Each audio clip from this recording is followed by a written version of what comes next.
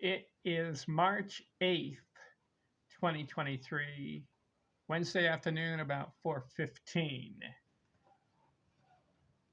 Old school versus new school baseball players. I'm looking at two time periods, 1870s through 1949, old school.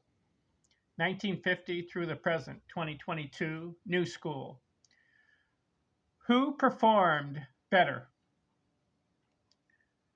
This video is on doubles. I have covered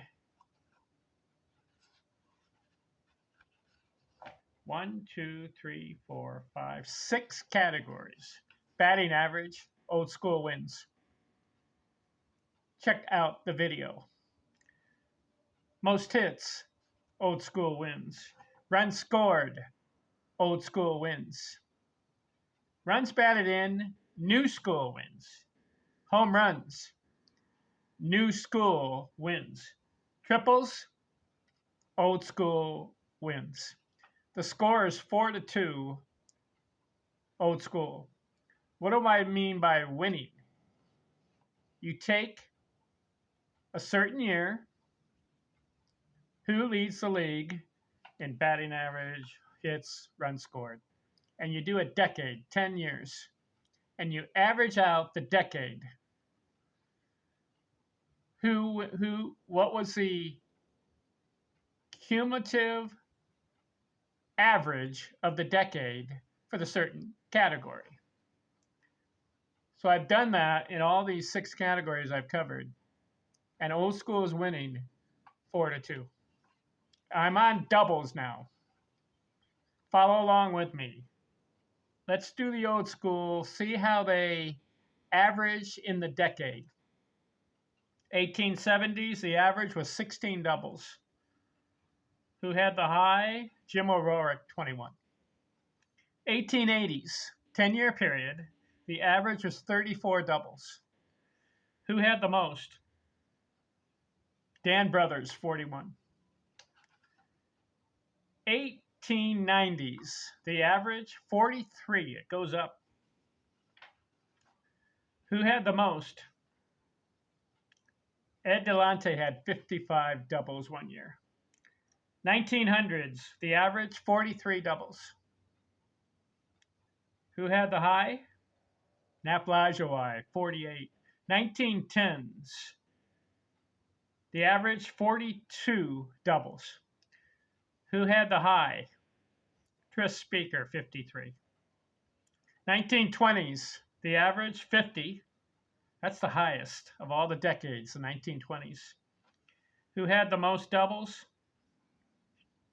Tris Speaker, 59 one year. 1930s, average 55. That's even better than the 1920s. Who had the high? Joe Medwick, 64 doubles. I'm covering Hall of Fame players. 1940s, the average was 44. And who had the high? Stan Musial, 51. So the aggregate total of that 75-year period from the 1870s through the 1950s, the aggregate doubles total, 42. Let's look at new school. Do the same thing. Do the decades, do the average. 1950s, the average, 41. Who had the high? George Kell, 56. 1960s, average, 42 doubles. Who had the high? Frank Robinson, 51. 1970s, the average, 42. Who had the high? Pete Rose, 51 doubles. 1980s, average 43 doubles. Who had the high? Wade Boggs, 51. 1990s, the average 48. Who had the high? Craig Biggio, 56. 2000s, the average 40 doubles.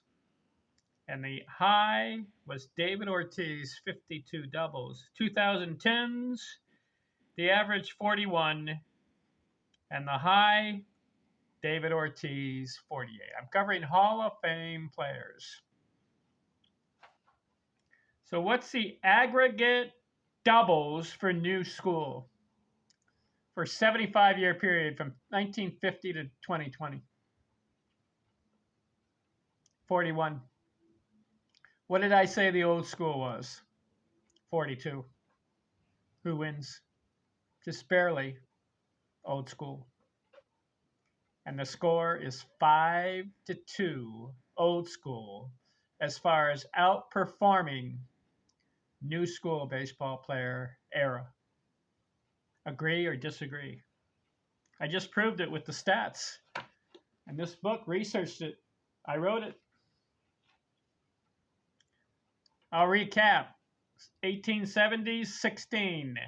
1880s, 34. 1890s, 43. 1900s, 43. 1910s, 42. 1920s, 50. 1930s, 55. 1940s, 44. The aggregate, 42 doubles for a 75-year period for old school baseball players. The new school, 1950s, 41. 1960s, 42. 1970s, 42. 1980s, 43. 1990s, the best, 48. 2000, it comes down to 40. And 2010's, 41. So again, for the first 75 years, averaging out the decades, old school hit 42 doubles, averaged. From 1950 to 2022. Average out the decades, new school hit 41 doubles. So just barely, they're very close. But old school beats them. So what have I done so far? Batting average, old school wins. Most hits, old school wins. Runs scored, old school wins. When you do all the averages. And the runs batted in, the new schoolers were better. Runs batted in. And in home runs, the new schoolers were better. But in triples, old school won. And in doubles, old school wins. What's next? Singles. Who wins there?